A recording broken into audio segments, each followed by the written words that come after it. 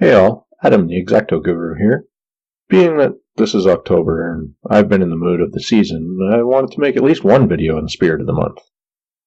After some discussion with friends, I decided that I should start looking into the death traditions. Today, I'll be discussing the Irish views of the Celtic afterlife, the Otherworld, and I hope you'll bear with me. I've found the concept of the afterlife, specifically the question of what happens to us when we die, fascinating since childhood. This likely has to do with the fact that my parents started taking me to funerals when I was a baby, and I've been unabashedly exposed to death ever since. It was always treated as a very normal part of our life by my family, and would be discussed freely like any other topic in our home. However, I could never accept the Christian view of the afterlife, and found all the outcomes presented there to be both counterintuitive and cruel. This never felt appropriate to me. Upon delving into the Irish pantheon, I have found the ancient beliefs of the afterlife which make more sense to me. One major difference between heaven and the otherworld is in the way the two are viewed. Christianity sees heaven as being above. The early Irish Celts viewed the otherworld to exist at the extremities of the sea. They thought it existed across the horizon, and that the Tuath Day interact with us through great voyages from the west. Their belief for the human spirit to cross over is that thin places exist between the realms, in burial mounds and caves.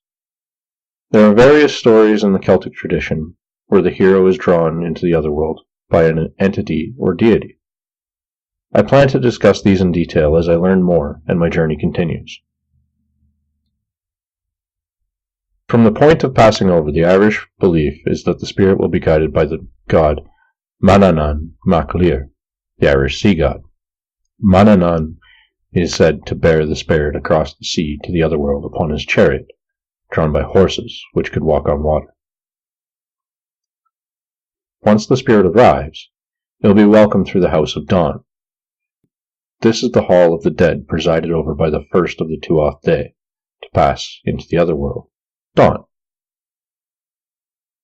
9th and 10th century poets credit dawn with saying, "To me, to my house, you shall come after your deaths," and that it is where the souls of the dead gather. My understanding is that here, Celts will be greeted by our ancestors and guided into the realm beyond.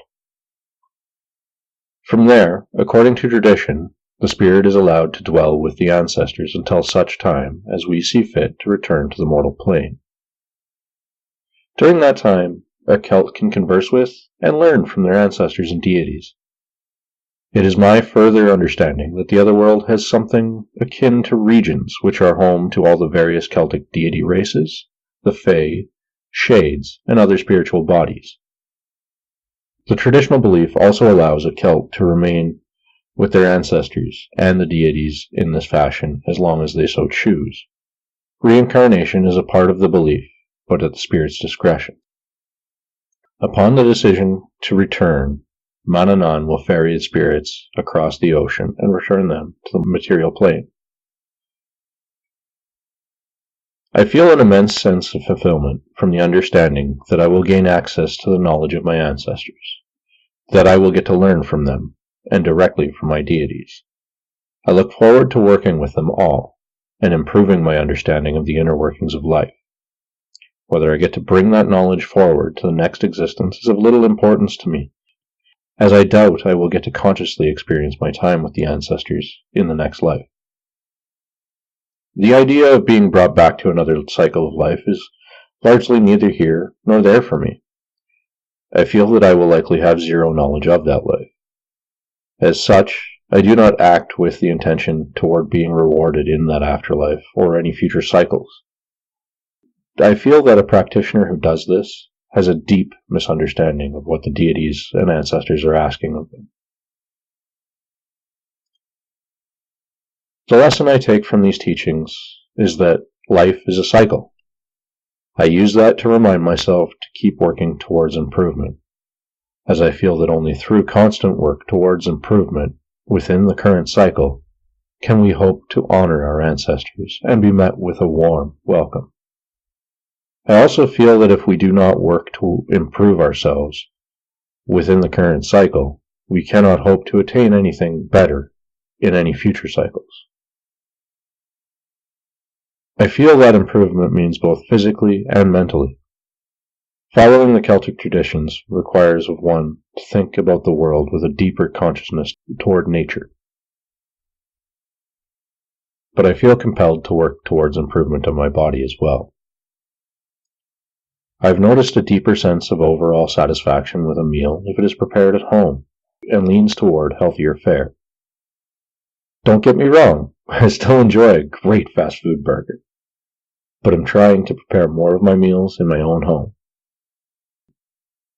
The ways I attempt to improve myself mentally include reading fiction and nonfiction, solving puzzles, and playing story-based, player-driven games like Dungeons and Dragons.